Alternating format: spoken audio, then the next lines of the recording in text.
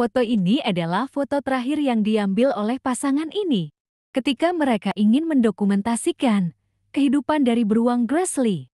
Mereka pun datang ke Alaska untuk melakukan pekerjaannya.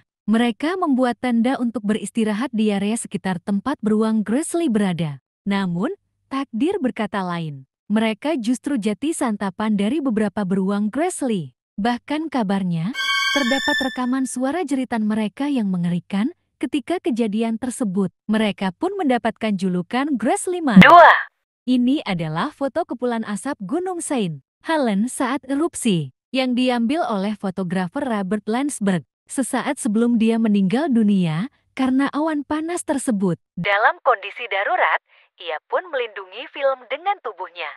3. Foto yang mendapatkan penghargaan tertinggi Pulitzer Feature Photography pada tahun 1994, yang menyimpan keindahan namun memiliki kisah yang sedih dan pilu. Foto yang diambil oleh fotografer Kevin Charter yang mengisahkan tentang anak korban konflik di Sudan sekitar tahun 1993, sedang berjuang ke tempat penampungan pengungsi milik PBB. Namun, di belakang anak tersebut, ada burung pemakan bangkai yang menunggu untuk memangsa bangkai anak tersebut, yang ternyata tak ada satupun yang tahu kondisi anak tersebut, apakah ia diselamatkan atau meninggal. Termasuk sang fotografer yang mendokumentasikan foto ini, ia segera pergi setelah foto ini diambil, mengingat adanya peringatan atau larangan untuk menyentuh para pengungsi. Mereka dikhawatirkan membawa penyakit berbahaya, dan ia juga sadar bahwa daerah tersebut terdapat konflik senjata yang membahayakan jiwanya.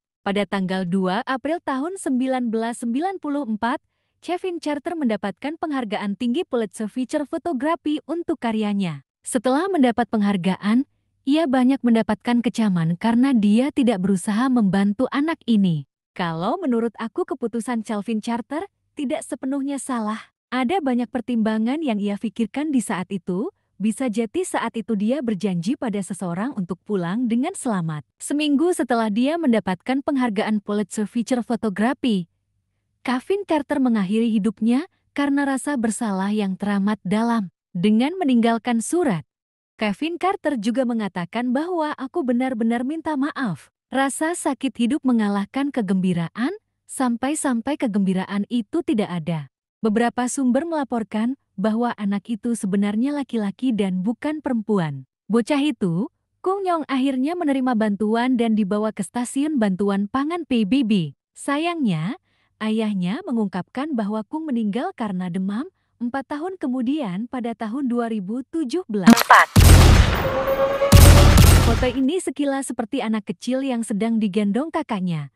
Tapi yang sebenarnya terjadi adalah foto yang diambil oleh fotografer Joe Donnell pada tahun 1945 setelah Jepang menyerah kepada Amerika Serikat. Di dalam gambar tampak seorang anak laki-laki berusia sekitar 10 tahun lewat. Dia menggendong adik laki-laki di punggungnya. Dia datang ke tempat kremasi tanpa menggunakan sepatu dengan tangan kiri yang tidak ada, yang ternyata adik yang digendongnya telah meninggal dunia. Anak laki-laki itu berdiri di sana selama 5 atau 10 menit. Setelah tiba giliran untuk kremasi, tampak orang-orang membantu melepaskan dan meletakkan tubuh adiknya di atas api. Anak laki-laki itu berdiri tegak di sana tanpa bergerak, mengamati kobaran api. Dia menggigit bibir bawahnya begitu keras hingga mengeluarkan darah. Nyala api menyala rendah seperti matahari terbenam. Bocah itu berbalik dan berjalan diam-diam pergi. Sebenarnya banyak sekali yang mengatakan kalau ada tentara yang menyuruh melepaskan jenazah adiknya. Kira-kira beberapa sumber mengatakan seperti ini, turunkan beban yang ada di pundakmu itu, dan anak laki-laki Jepang itu menjawab, dia bukan beban,